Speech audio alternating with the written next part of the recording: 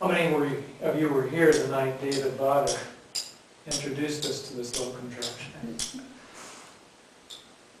I'm going to give you the answer to that question later on, what it is, because this is one of the things I learned from David Vatter. Mr. Toastmaster, fellow Toastmasters, no honored guests tonight because you're all members. Welcome. During each one of our lifetimes, thousands of people cross our paths. I thought Corey said it so well a while ago. We're impacted by each one of those people who crosses our paths.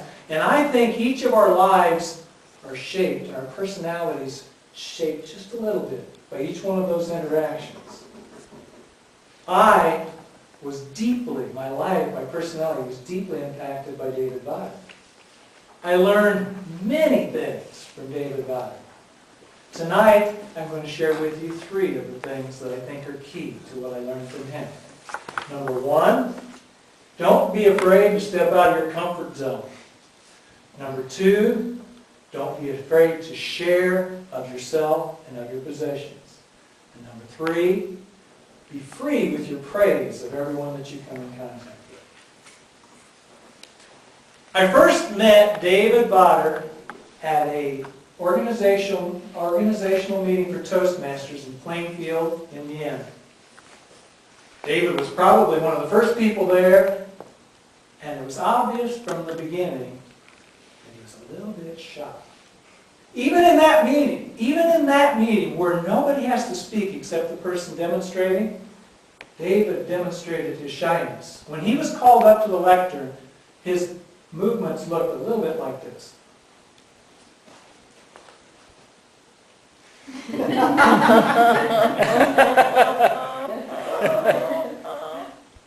And it was pretty obvious that he was not only shy, he was embarrassed to be up there, but he did it. And he came back the next week. And the next week he kind of proceeded to the lectern to actually talk in much the same way, but his head was raised a little bit. And his eye contact was something like this.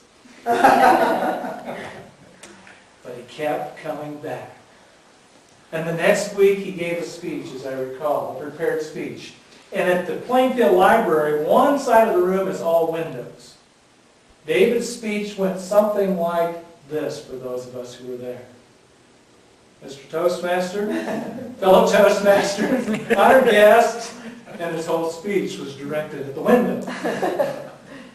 One of the obvious things that we gave him to work on was, David, look at us. We're part of the group. So the next week, he came back again. And the next time he got up to speak to us, he gave a speech like this. The whole speech. So we said, you need to look around. But the point is, he kept coming back. He kept coming back. He got better, and he got better, and he got more confident with each time. And then, when we had to fold that operation down there because we weren't getting enough people, David and Steve came and joined us here at Twin Bridges.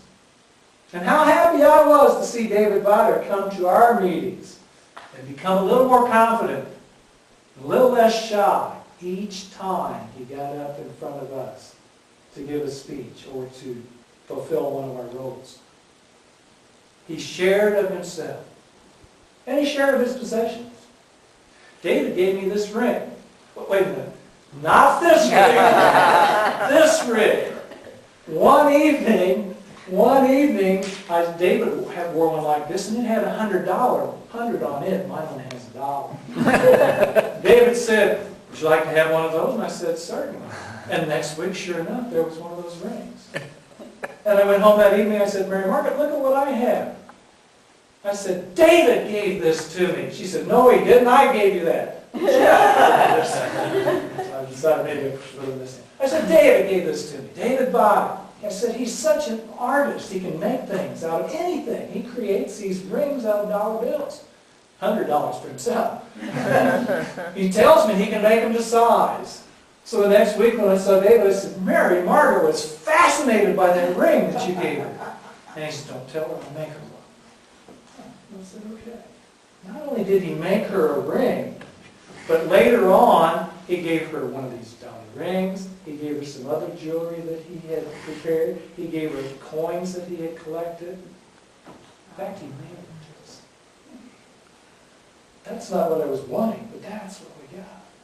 David shared of himself, and he shared of his possessions. That's just the kind of guy he was. He was always free with his praise. David came to meetings. He went to TLI one time when I was presenting. Italian president, like I did. And he sat through that whole thing. Chris was there. And he came up afterwards and he says, Mike, very professional. Very good job.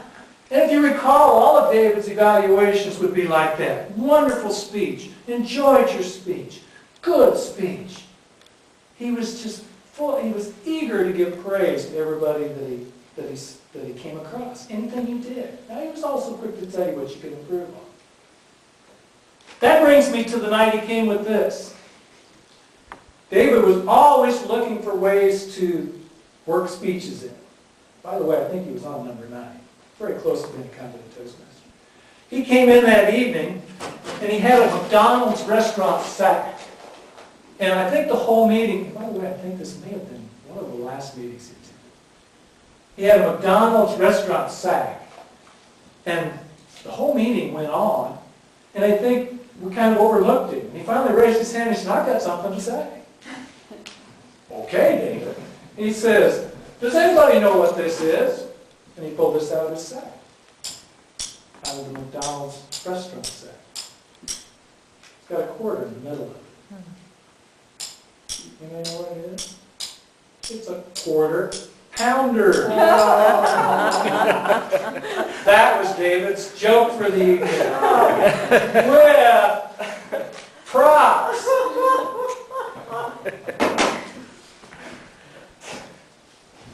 He came up to me afterwards.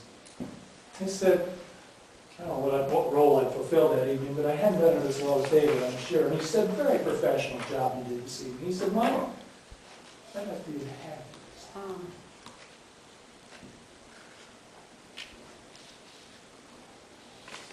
Ladies and gentlemen, David Vatter isn't with us in body anymore. But his spirit lives on with each one of us who had the opportunity to meet him. And I learned a lot of things from David Vatter. Mr. Toastmaster.